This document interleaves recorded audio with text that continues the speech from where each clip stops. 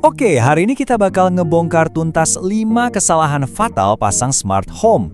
Tahu kan, biar ujung-ujungnya nggak nyesel. Kita bakal bedah satu-satu supaya kamu nggak kejebak di masalah yang sama. Nah, ini dia nih. Pasti sering banget denger kan orang ngeluh, aduh, smart home kok ribet banget. Padahal kutipan ini benar-benar pas. Masalahnya itu bukan di teknologinya, tapi cara kita memulainya yang sering kali keliru. Jadi salahnya tuh mulai dari mana sih? Semuanya itu berawal dari fondasi. Ibarat bangun rumah, kalau startnya udah salah ya kesananya bakal berantakan. Yuk, kita lihat kesalahan pertama yang paling dasar. Oke, yang pertama, ini nih kesalahan paling umum. Kita tuh gampang banget silau sama alat-alatnya. Lihat iklan lampu pinter, warna-warni, speaker yang bisa diajak ngobrol, atau gorden otomatis, langsung pengen beli.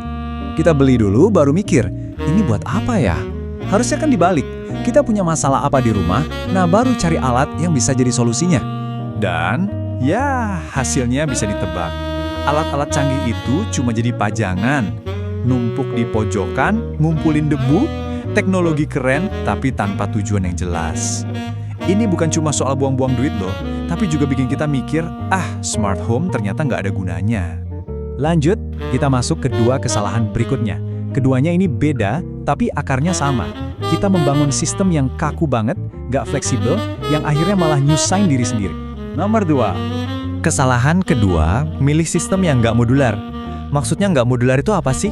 Gini loh, bayangin kamu beli satu paket all-in-one yang udah jadi. Udah gitu aja, nggak bisa ditambah-tambahin. Mau nambah perangkat baru nanti? Wah, seringnya sih nggak bisa. Dan ini tuh jebakan Batman banget. Di awal, paket smart home kayak gini kelihatannya murah meriah.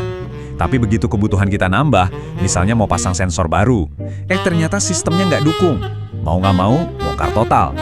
Jadinya, yang di depan murah, di belakang malah jadi mahal banget. Dan sekarang, yang ketiga. Nah, ini juga krusial banget. Kita bikin sistem yang ribetnya minta ampun. Padahal harus diingat, smart home itu buat seisi rumah, bukan cuma buat kita yang paling ngerti teknologi. Kalau buat nyalain lampu aja harus buka aplikasi, klik 3 menu, ya anggota keluarga yang lain pasti ogah pakai. Bedanya kelihatan banget kan? Di satu sisi ada sistem yang mungkin keren buat kamu, tapi UI-nya rumit, cuma kamu yang paham. Di sisi lain, ada sistem yang dari awal dirancang buat semua, tampilannya simple, gampang banget dipakainya. Tujuan kita, ya jelas, yang kanan itu. Dan kutipan ini bener-bener nonjok. Kalau cuma kamu doang yang bisa pakai, itu bukan smart home, itu cuma hobi mahalmu aja. Smart home sejati itu ya yang bikin hidup semua orang di rumah jadi lebih gampang. Oke, sekarang kita bahas 2 kesalahan terakhir. Ini semua soal satu hal. Kita gagal mikirin rencana buat masa depan. Kesalahan keempat. Kesalahan nomor 4 itu kita cuma mikirin kebutuhan hari ini. Kita lupa mikir gimana hidup kita nanti, 3, 5, atau 10 tahun lagi. Apa kebutuhannya bakal tetap sama? Tentu enggak kan? Ujung-ujungnya gimana? Nanti pas kamu punya anak, atau mungkin orang tua ikut tinggal bareng, kebutuhan otomatisasi di rumah pasti berubah total. Tapi sistem yang kamu pasang 5 tahun lalu udah mentok, nggak bisa diapa-apain lagi. Sistemnya nggak bisa ikut tumbuh bareng keluarga kamu. Dan yang terakhir, nomor 5. Nah, ini dia biang kerok dari semua masalah yang tadi kita bahas. Nekat ngerjain semuanya sendiri tanpa riset atau ngobrol sama ahlinya.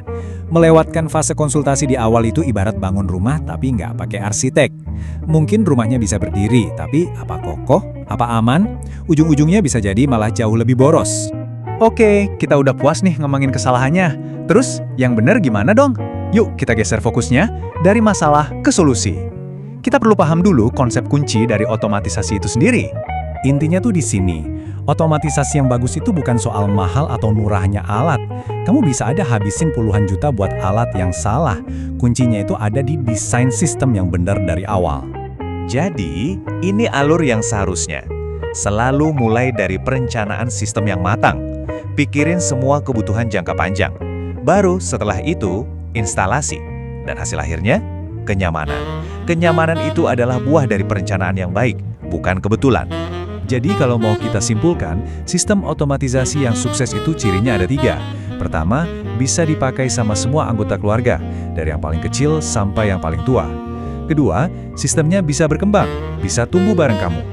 Dan ketiga, yang paling penting, tujuannya cuma satu, bikin hidup jadi lebih simpel, bukan malah tambah ribet. Nah, setelah kita bahas semua ini, saya mau tinggalin satu pertanyaan buat kamu renungkan. Ini bukan cuma soal teknologi apa yang mau dipasang hari ini, tapi lebih dari itu. Apakah rumah kamu dengan sistem yang sekarang ada atau yang akan kamu bangun beneran siap untuk masa depanmu dan keluargamu? Coba dipikirin baik-baik.